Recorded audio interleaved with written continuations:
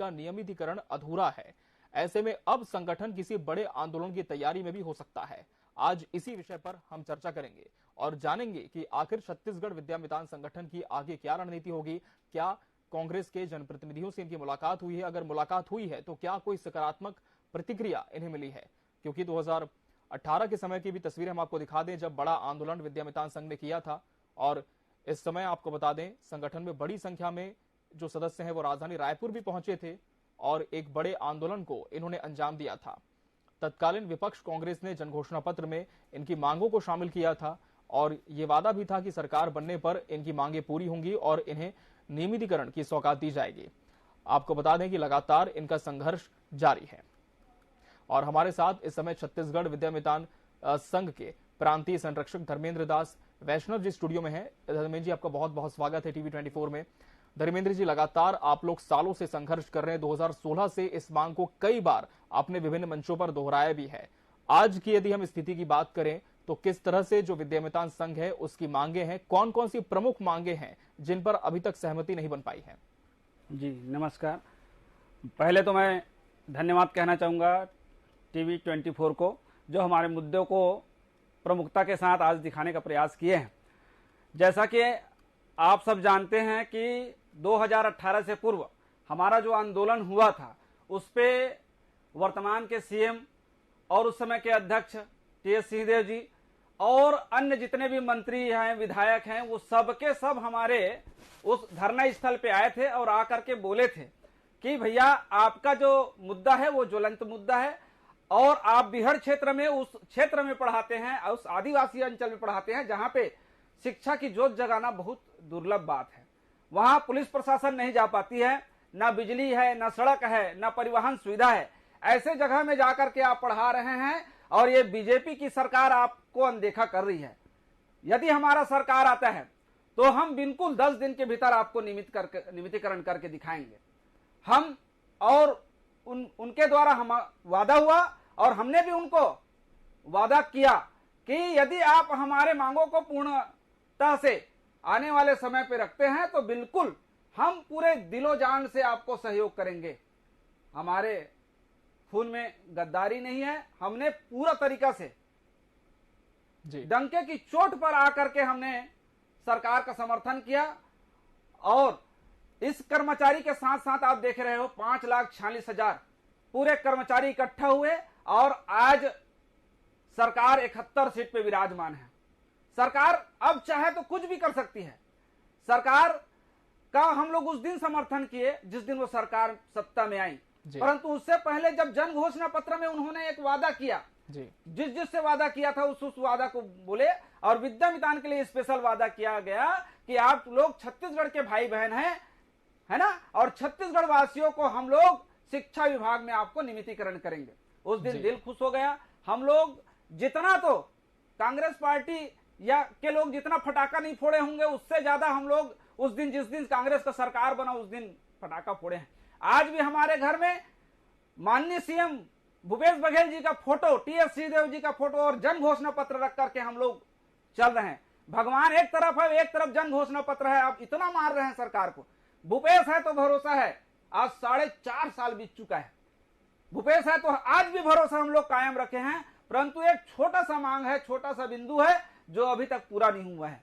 हम लोग जब से सरकार बना है, सरकार ने कहा किसी को छटनी नहीं करेंगे। 300 लोगों को हमारी छटनी किया गया और जैसे ही नियम ऐसे नियम बनाया गया जिससे हमारे लोग प्रभावित होते गए, इतना द्रवित होकर के जिंदगी जिए हैं कि तबाही के त्रासदी में जिंदगी हम लोग जिए हैं। कोरोना काल में किसी का पेमेंट नहीं काटेंगे, किसी का नौकरी नहीं छीनेंगे। हम लोग बता रहा हूं हमारे बच्चे किस तरीके से जिए हैं ना, उसको हम ही लोग जानते हैं। तो सरकार पर हम लोग भरोसा किए हैं और आज भी भरोसा कर रहे हैं। छोटा सा मांग है, सरकार की इतनी बड़ी जनसंख्या में सरकार आज विराजमान है। सरकार चाहे जो कर सकती है, परंतु क्या। धर्मेंद्र जी, आपको रुकना चाहेंगे। इस समय हमारे साथ कांग्रेस के वरिष्ठ प्रवक्ता धनंजय सिंह ठाकुर जी भी जुड़ चुके हैं। धनंजय, आपका बहुत बहुत स्वागत है टीवी 24 पर। धनंजय जी, आपने विस्तार से धर्मेंद्र जी की बातों को सुना। इनका साफ तौर पर कहना है कि जन घोषणा पत्र में मांगे शामिल थी, सरकार बने 4.5 साल हो चुके हैं, लेकिन अभी तक जो प्रतीक्षा की घड़ी है वो खत्म नहीं हो पा रही है। सरकार कब तक इस पर संज्ञान लेगी, ये जानना चाह रहे हैं धनंजय जी। देखिए, अभी सरकार बनने के बाद आप देखे होंगे प्रदेश में 14,000 500 के आसपास के शिक्षकों की भर्ती हुई है जी। उसमें भी हमारे पास जानकारी पहुंची है। उसमें विद्या मितान के लगभग 450 साथी जी। जो विद्या मितान थे, पूरे प्रदेश में करीब 550-600 विद्या मितान थे। ऐसा जो फेज बच्चा उसमें लगभग 450 के आसपास के साथियों ने शिक्षा की जो भर्ती प्रक्रिया में फाइट किया और आज शिक्षक हैं। और निश्चित तौर पर फिर 15,000 के आसपास प्रोफेसर शिक्षकों की भर्ती चल रही है। हम तो विद्या मितान के साथी कहेंगे, इसमें उनको अवसर मिलेगा और उनको निश्चित तौर पर इसके माध्यम से नौकरी मिलेगा। तो स्वाभाविक बात है, सरकार ने जो वादा किया था उसे पूरा करने का काम किया है। इनको जो नौकरी है उसमें उनको रखा जाए। दूसरी बात, कोविड काल के दौरान भी हमारी सरकार ने विद्या मितानों को भुगतान करने का सिस्टम बनाने का काम किया, क्योंकि जब विद्या मितान की भर्ती रमन सरकार ने किया था तो ठेका पद्धति के माध्यम से हुआ था। उसमें जिस दिन काम उस दिन वेतन वाले हिसाब था। उस पर प्रक्रिया को बदलकर ठेका वाले सिस्टम को हटाकर सीधा विद्या मितानों का भुगतान करने की व्यवस्था हमारी सरकार के द्वारा किया गया है। क्योंकि भूपेश बघेल जी की सरकार हर वर्ग के साथ खड़ी होती है, किसी के साथ अन्याय न हो हमारी सरकार का प्राथमिकता है। और अभी भी हम कह रहे हैं, जो भी विद्या मितान के साथी बचे हुए हैं उनको शिक्षा विभाग में अवश्य अवसर मिलेगा और जो प्रक्रिया चल उनको भाग लेना चाहिए। और सरकार के मानना है हर हाथ में रोजगार हो, किसी को रोजगार छीनने का प्रयास हमारी सरकार के द्वारा नहीं किया जाता है। जी ठीक है। धनंजय जी, आपसे निवेदन है कि आप जुड़े रहेंगे हमारे साथ भाजपा प्रवक्ता राजीव चक्रवर्ती जी भी जुड़े। राजीव जी, आपका बहुत बहुत स्वागत है। राजीव जी, जब रमन सरकार थी तब से इनकी मांगे हैं नियमितीकरण की, संविलियन की, लेकिन पूरी नहीं हो पाई। कांग्रेस सरकार से भी आशा है, लेकिन सवाल यह है कि क्या पूर्ववर्ती सरकार ने भी इनकी मांगों पर ध्यान नहीं दिया? देखिए, हमने जो रोजगार गारंटी योजना है, गुरुजी गारंटी योजना है और अनियमित कर्मचारी जो अनियमित शिक्षक थे उनको 1,07,000 का नियमितीकरण किया। लेकिन इस सरकार ने कहा था कि 10 दिन के अंदर हमारी सरकार बनते ही हम अनियमित कर्मचारी को नियमित करेंगे और विद्या मितान कर्मचारियों को नियमित करेंगे। नियमित करना तो दूर, इन्होंने 315 जो कर्मचारी थे उन्हें काम से निकाल दिया। और सदन में भी इसको लेके काफी चर्चा हुई।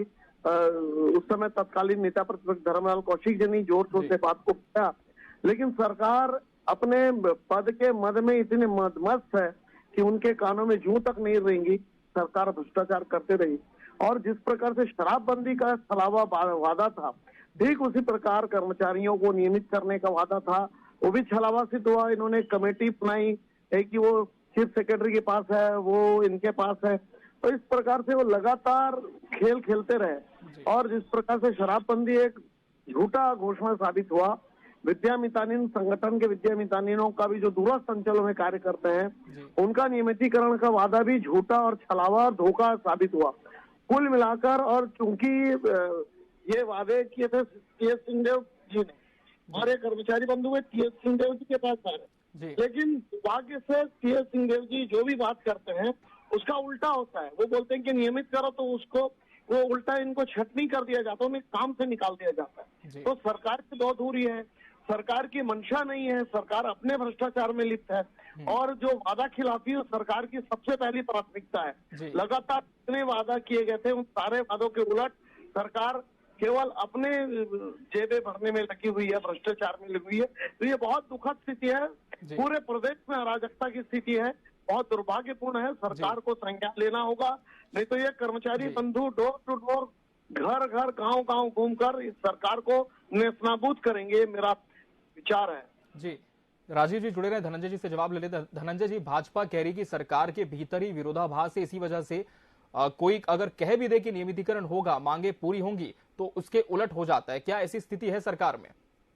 देखिए, भारतीय जनता पार्टी के प्रवक्ता की जानकारी अधूरी है जी। ये वही विद्या मितान है जिसको एक प्लेसमेंट एजेंसी के माध्यम से रमन सरकार ने गांव गांव में भेजा था। सरकारी खजाने से विद्या मितान के नाम से जितना भुगतान निकलता था उसका आधा पैसा रमन सरकार में विद्या मितानों को मिलता था और आधा पैसा आरएसएस और भाजपा के प्लेसमेंट के नेता खा जाते थे। ये क्या छत्तीसगढ़ की बात करेंगे? ये तो कर्मचारियों को धोखा देने वाले लोग हैं। मैं तो पूछ रहा हूँ ना, 15 साल में जब पोस्ट रिक्त था क्यों उन्होंने विद्या मितानिनों की परमानेंट भर्ती क्यों नहीं किया? वहाँ पे क्यों भर्ती क्यों नहीं किया पे? क्योंकि इनको आरएसएस संघी लोगों को पालना था। हमारे युवा प्रदेश के उनके नाम से पैसा निकलता था, उसको खाते भाजपा के लोग थे। मैंने कहा ना, हमारी सरकार बनी तो आज 14,500 पदों की जो भर्ती हुआ उसमें 400 से ऊपर विद्या मितानों की नियुक्ति हुई है और अभी जो भर्ती की प्रक्रिया चल रही है उसमें भी विद्या मितानों की वहां पे भर्ती होगी। लेकिन भारतीय जनता पार्टी जो पेंशन स्कीम को बंद किया वो भारतीय जनता पार्टी, जो छत्तीसगढ़ में आउटसोर्सिंग किया वो भारतीय जनता पार्टी, जो नहीं चाहती कर्मचारियों को लाभ मिले वो कैसे बात करेंगे? ये जो प्लेसमेंट एजेंसी चलाते थे वो संघीय और भाजपा के लोग होते थे। मान लो किसी व्यक्ति के संस्था किसी पद के अगर 14,000 रुपए का वेतन निकलता है तो उस पद में काम करने वाले को 7,000 मिलता था, 7,000 वो संघीय और भाजपा बना के खा जाते थे। ये तो हर जगह तलाशी करते थे भाजपा के लोग, हर जगह कमीशन खोल करते थे, हर जगह भ्रष्टाचार किए, 15 साल से छत्तीसगढ़ के वहां पर ठगने और धोखा देने का काम किया।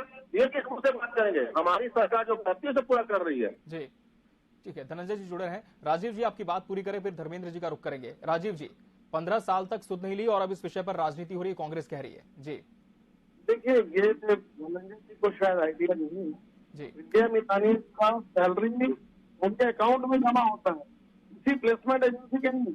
हाँ, हमने प्लेसमेंट एजेंसी में नए मंत्रालय में काम में दिया था, लेकिन दुर्भाग्य से उन लोगों को भी बेरोजगार कर दिया। हमने जो नर्सिंग कोर्स था उनको प्लेसमेंट के दिया था, तो हमारी सरकार ने नियमित कर दबा दिया। ये किस मुंह से बात करते हैं कि पूरा पेमेंट उनके खातों में आता था?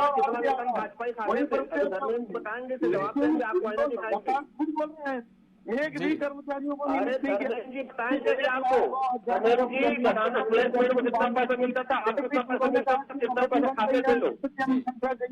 तो लगातार झूठ बोल रहे हैं, इनकी झूठ उसी तरह है। झूठ बोलो, धर्मेंद्र जी भी आपका पर्दाफाश करेंगे, रमन सिंह का चरित्र का पर्दाफाश करेंगे अभी। आपसे निवेदन है कि आप दोनों लाइन पर बने रहे, हम धर्मेंद्र जी का रुख कर लेंगे। धर्मेंद्र जी, क्या जब प्लेसमेंट की जब बात होती थी तब क्या ये सच है कि आप लोगों की स्थिति उस समय और ज्यादा खराब थी और पहले से क्या बेहतर हो पाई है, जिस तरह से कांग्रेस भी कह रही है? पहले से ये झूठ वाली बात नहीं है, पहले से हम लोग बेहतर हुए हैं, परंतु वर्तमान स्थिति में ऐसे हम लोग का लुटिया डूब रहा है। देखो, छत्तीसगढ़िया सरकार, हम लोग छत्तीसगढ़ी वासी हैं इसलिए छत्तीसगढ़िया सरकार बने हैं। आज भी विश्वास है छत्तीसगढ़िया सरकार है तो हम लोग की भला करेगा, परंतु छत्तीसगढ़ में जो सचिव वर्ग के लोग हैं, जो लोग सरकार की को हकीकत में सरकार को गिराने का प्रयास कर रहे हैं, जैसे धनंजय भैया को मैं बताना चाहूंगा, धनंजय भैया से मैं खुद मिलता हूं, वो जानते हैं। पर मैं उस चीज को बताना चाहूंगा कि हमारा जो पढ़ाई हुआ है भैया, 8 साल हो गए हम लोग को पढ़ाते पढ़ाते। अभी बोनस अंक की बात चल रहा है जिसमें आप बोल रहे हो कि जो भर्ती हो रहा है उसमें अतिथि शिक्षकों का, विद्यामितानों का भला होगा, वो भला नहीं होने वाला है। टेक्निकल प्रॉब्लम को आप लोग समझिए कि इसमें सरकार का नुकसान होने वाला है। यदि हम लोग रुष्ट रहेंगे तो सरकार का नुकसान होगा। वो कैसे हो रहा है? देखो, थाली रखा हुआ है, भोजन का थाली, हाथ में खाने के बजाय आलोक शुक्ला जी हमको बोल रहे हैं कि पैर से खाइए, तो हम कहां से खाना खा पाएंगे? आपको बता रहा हूं मैं, 8 साल हम लोगों को पढ़ाते पढ़ाते हो गया। अभी रोज पेपर में छप रहा है कि 10 अंक बोनस आप अतिथि शिक्षक को दिया जाएगा, सबका नौकरी लग जाएगा, सबको नौकरी लग जाएगा।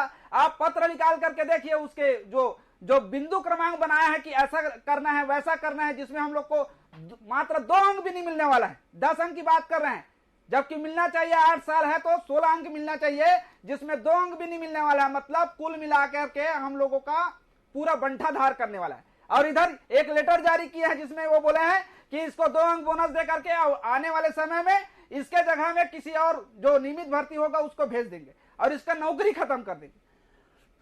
तो कांग्रेस सरकार ने कहा किसी का नौकरी नहीं खत्म करेंगे, किसी को बेरोजगार नहीं करेंगे, परंतु जो छलावा आज सचिव वर्ग के लोगों के द्वारा हो रहा है उसको शासन, हमारे सरकार और सरकार के जितने भी कर्मचारी, जितने भी और सर है जैसे धनंजय भैया, इनको आपको समझना चाहिए और उनका विरोध करना चाहिए कि आपका सरकार में ऐसा सब चीज हो रहा है। भाई, टेक्निकल प्रॉब्लम यदि हमको उद्धार करने के लिए, हमारे उद्धार करने के लिए यदि कोई प्रोग्राम बनाया जाता है, कोई कार्यक्रम बनाया जाता है, उसका लाभ यदि हम लोगों को नहीं मिलता है तो इतना बड़ा बड़ा पोस्टर बैनर छपवाने से और पेपर में देने से कोई मतलब नहीं है, जब हमको कुछ नहीं मिल रहा है। आप ये कह रहे हैं कि प्रशासन स्तर पर जो बात है वो नहीं सुनी जा पा रही है और सरकार तक ये बात नहीं पहुंच पा रही है। सिविलियन का बात है जी, सीधा बात है। एक लाइन में लिखा है विद्यामितानों को सिविलियन किया जाएगा, सिविलियन कर दीजिए। देखो, डीएड बीएड संगठन ने भी ये बात कहा था कि 12,000 भर्ती लिखला है भाई, विद्यामितान लोग 2,000 है, 2,000 इनको दे दीजिए, 10,000 में भर्ती कीजिए, जिसमें भाई वो आरक्षण लगने का, नियम लगने का, दुनियादारी या कोर्ट से इसको स्टे मिलने का कोई ठिकाना नहीं रहेगा। देखो, लाइन बन के भर्ती हुआ था, उसमें 2 अंक बोनस वाला उसमें भी चला, वो स्टे लग गया, है ना। तो डीएड बीएड संगठन ने भी ये बात बोला था कि भाई इनको 2000 चाहिए, 2000 इनका जनसंख्या दे दीजिए, इनको नियमित कर दीजिए, 10,000 जो पद आया है उस पर हमारा लड़ाई करवा दीजिए। तो हम लोग भी वही कर रहे हैं कि भाई जो हमारा को जनसंख्या कम है और आपने वादा किया, जो वादा किया है अक्षरशः वही पालन कर दीजिए, हम लोग और कुछ नहीं मांग रहे हैं जी। भाई वादा के अनुरूप हमने दगाबाजी नहीं किया है आपके साथ, आप भी हमारे साथ दगाबाजी ना कीजिए, है ना भाई। सरकार तो आएंगी जाएंगी चलेगा, ये जीवन 4 दिन का भाई, जो वादा किया है वो वादा यदि पूरा कर देंगे तो जिंदगी भर हम लोग उनका गुण गाएंगे, हमारा परिवार गुण गाएगा। धनंजय जी, वादा पूरा हो जाता है तो सरकार के लिए दुआएं निकलेंगी विद्यामितानों की, वादा कब पूरा होगा, क्या कोई समय सीमा है, जानना चाह रहे हैं संघ के अध्यक्ष जी। वादा तो पूरे से हमने कहा 450 विद्यामितान थे, उनमें से 450 लोगों को नौकरी मिल गया है। तो मैं झूठ करूं, धर्मेंद्र जी बोल सकते हो सकता है 10% हो सकता है, लेकिन धर्मेंद्र जी से बात पूछिए क्या रमन सरकार के दौरान जब उनको दिया गया था तो जो वेतन निकलता था उससे पूरा उसको होता था क्या? जैसे भाजपा डॉक्टर बैठ के झूठ बोल रहे हैं, आधा से कम पैसा इनको मिलता था और आधा पैसा वो भाजपा के जी। धर्मेंद्र जी, क्या स्थिति पहले से बेहतर है, ये मानते हैं आप? वेतन में जो त्रुटियां थी क्या वो अभी दूर हो पाई हैं? वेतन का त्रुटि दूर हुआ है, पर ये चीज बता रहा हूं, जैसे कोरोना काल का है, कोरोना काल वगैरह में जैसे अभी 300 लोग हमारे नौकरी से बाहर हैं, जिसके लिए मैं धनंजय भैया से भी मिला था कि इनका भाई किसी को नौकरी से आप टोटल निकाल दिए, उस समय नौकरी से निकाला नहीं जाता था। हालांकि देखो हकीकत बता रहे हैं धनंजय भैया, 28,000 उस समय का पेमेंट था, जिसमें हम लोग को 15,000 मिलता था, बाकी खा जाते थे, ये हकीकत बात है। पर आज के डेट में धनंजय भैया हमारे 300 लोग बेरोजगार हैं और ऐसे ऐसे ये लोग नियम लेकर लगाते हैं अभी सचिव लोग कि हम लोग को बेरोजगार करने के पीछे ही तुले पड़े रहते हैं।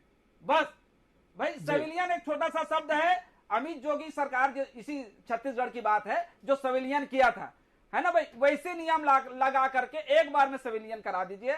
और मेरा निवेदन है भाई, आप बिल्कुल सीएम सर के साथ रहते हैं और इतने बड़े प्रवक्ता हैं, आप चाहें तो सब चीज कर सकते हैं और आपसे निवेदन है जी। और हम देखो कर्मचारी ना वो किसी पार्टी से बिलोंग करता है ना कुछ नहीं, उनको अपने बाल बच्चों का पेट भरना है। यदि जो पार्टी उसका बाल बच्चों का पेट भरेगा उसके साथ जीवन भर हम लोग तैयार रहेंगे। और हम लोग चाहते हैं भाई छत्तीसगढ़िया सरकार बनाए हैं, यदि ये वादा किया है तो हमारा वादा पूरा करे, हम जिंदगी भर अपने सिर में बैठा करके रखेंगे।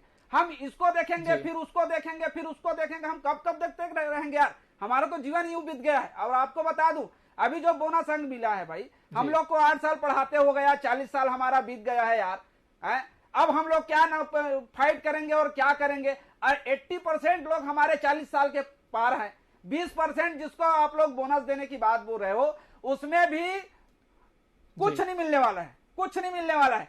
तो हमारा भाई मिलेगा, ऐसा होगा वैसा होगा, कोई बात नहीं है भैया, सीधा सीधा सी बात है। आप सिविलियन की बात बोले हैं, सिविलियन कर दीजिए गुरुदेव, हम जिंदगी भर आपके ऋणी रहेंगे, जिंदगी भर। जवाब ले लेते हैं, ठीक है धनंजय जी जवाब दें जी। देखिए मैंने कहा ना कि पैसे रमन सरकार ने इन विद्यामितानों के ऊपर अत्याचार किया था, संघी और भाजपाइयों को पालने के लिए प्लेसमेंट एजेंसी के माध्यम से इनसे हमारे प्रदेश के युवा मेहनत करते थे, हमारे प्रदेश के युवा स्कूलों में पढ़ाते थे, हमारे प्रदेश के युवा यहाँ के नौजवानों का भविष्य बनाने के लिए काम करते थे और उनके नाम से 28,000 वेतन निकलता था और इनको 15,000 मिलता था। 13,000 रुपए पर हर विद्यामितान के पीछे आरएसएस और भाजपा के जो प्लेसमेंट एजेंसी कमाने चलाने वाले लोग हैं वो खाते थे। देखिए बड़ा घोटाला, मैं नहीं कह रहा हूँ, अभी आपके चैनल ने स्वीकार किया है और भाजपा के प्रवक्ता को आईना दिखाने का काम किया है। हमारी सरकार बनी तो प्लेसमेंट एजेंसी को हटाया गया, सीधा पैसा विद्यामितानों के खाते में जाता है। और रमन सरकार ने जो नियम बनाया था कि जिस दिन वेतन उस दिन नहीं है, तो उसको भी हटाने का काम किया है। और निश्चित तौर पर धर्मेंद्र जी आप निश्चित रहिए की सरकार आपके साथ खड़ी हुई है, रमन जी की सरकार नहीं है कि आप तमाम मेहनत करें और फल संघी खाए, आप मेहनत करें और भाजपा जी। राजीव जी जवाब दें जी। राजीव जी देखिए 2 लाइन में ये बताएं क्या हुआ क्या नहीं हुआ, ये वही आलोक शुक्ला है जिनके ऊपर भूपेश जी कहते थे कि महाभ्रष्टाचारी शिरोमणि इन्हें बर्खास्त किया जाए, और आज ये इनके नीति निर्णायक मंडल में बैठे हुए हैं। तो समझ में आता है कि तब वो भ्रष्टाचारी थे, आज ये बड़े वो भगवान बन गए भूपेश बघेल जी के। और ये विद्यामितानिनों का पोस्ट खत्म करने के लिए आलोक शुक्ला की चाल चल रही है। मुख्यमंत्री की नींव बने हुए हैं। और आज प्रश्न ये है कि क्या विद्यामितान का पोस्ट कंटिन्यू रहेगा या नए भर्ती के नाम पे एबॉलिश करके इन्हें भगा दिया जाएगा। ये षड्यंत्र चल रहा है और ये षड्यंत्र में बेचारे ये शिक्षक बंधु फंस गए हैं और कांग्रेस सरकार को 2 लाइन का जवाब चाहिए, क्या ये नियमित करेंगे अथवा नहीं। नियमित करना तो दूर, इनको नौकरी से बाहर करने का षड्यंत्र चल रहा है। और पिछले समय क्या हुआ, 15 साल पहले क्या हुआ, ये कपोल कल्पित कहानी कर रहे हैं। कुल मिलाकर इस प्रकार से अनियमित कर्मचारियों के साथ धोखा किया, महिलाओं का जवाब दें जी। और राजा जी, धनंजय जी बात रखें आपकी। मैं कह रहा हूँ एक विद्यामितान के पीछे 13,000 रुपए का कमीशन प्लेस एजेंसी खाते थे, भाजपा के जुड़े लोग खाते थे। 650-700 विद्यामितान थे। 15 साल में कितना पैसा सरकार ने खाया, इसको देख लीजिए। ये संघी भाजपाई लोगों को पालने के लिए हमारे प्रदेश युवाओं के हक अधिकार पे डाका डालने का रमन सरकार ने किया। किया रमन सरकार ने संघियों को पालने के लिए जो वेतन हमारे विद्यामितान को मिलना था, उस वेतन में 13,000 रुपए संघीय भाजपा ये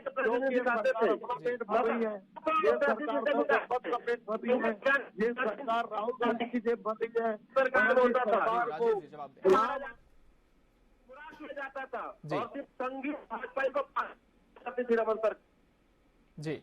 ठीक है, धर्मेंद्र जी के एक बार फिर से रुक कर लेते। धर्मेंद्र जी, अब चूंकि लगातार संघर्ष करते हुए आपको 6 से 7 साल बीत चुके हैं, सरकार बदल चुकी है, लेकिन अभी तक मांगे पूरी नहीं हुई, आगे क्या रणनीति बना रहे हैं? और इस बीच क्या किसी बड़े नेतृत्व मंडल से आपकी मुलाकात हुई है? क्या कोई ठोस आश्वासन आपकी मांगों के संबंध में मिल पाया है? अभी हम लोग दिल्ली गए थे जी, तो माननीय जो कुमारी शैलजा जी है उनसे हम लोग मुलाकात किए।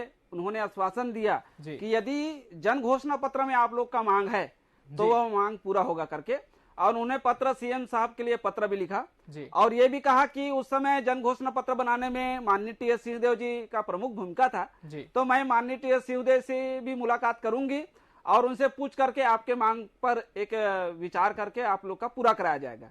इसी परिप्रेक्ष्य में आज हम लोग माननीय टी.एस. सिंहदेव जी के बंगले भी गए थे, कम से कम 200-250 के भीड़ में गए थे। तो उनका भी बात समझ नहीं आता है।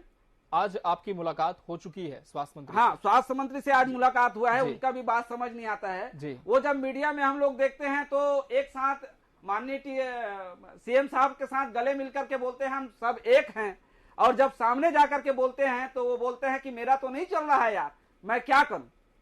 तो ये जो 2 फैसले वाली बात है, ये हमारे समझ से बाहर है। जन घोषणा पत्र आपने बनाया है के प्रमुख थे। दूसरी बात, जन घोषणा पत्र एक माननीय टी.एस. सिंहदेव जी का ही नहीं था, पूरा कांग्रेस का था। अगर पूरा नहीं होता है तब की स्थिति में किसका होगा नुकसान? होगा तब पूरे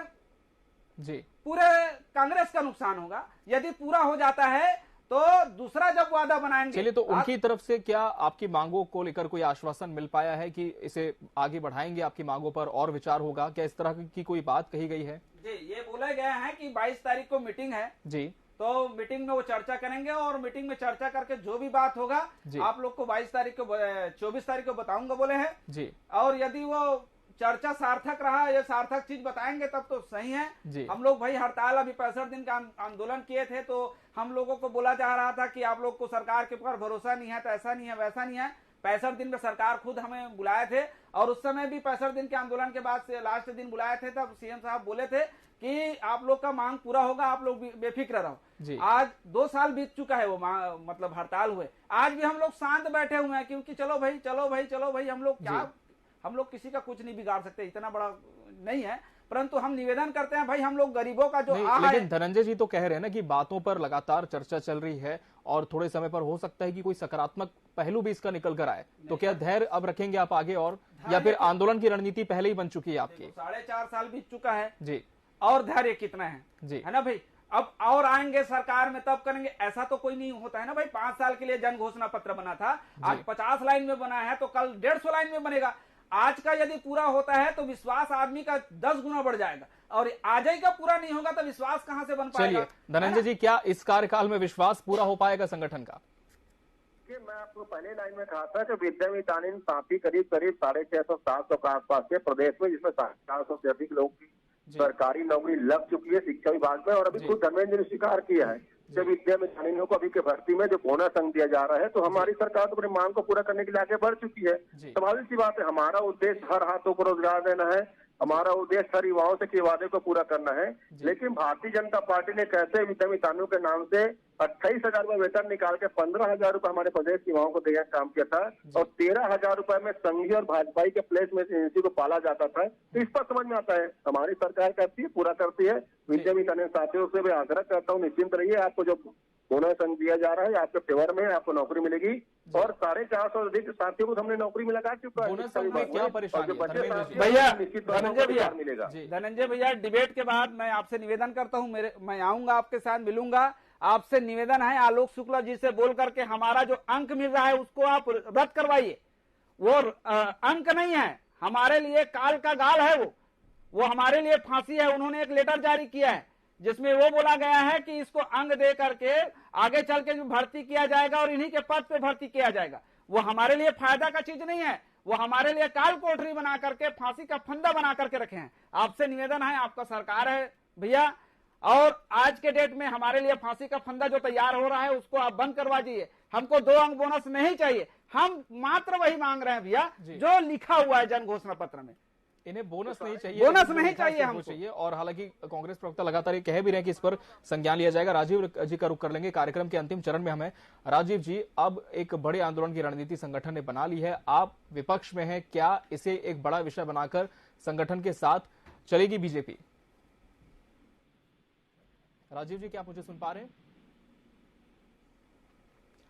राजीव जी, क्या आप तक मेरी आवाज पहुंच पा रही है?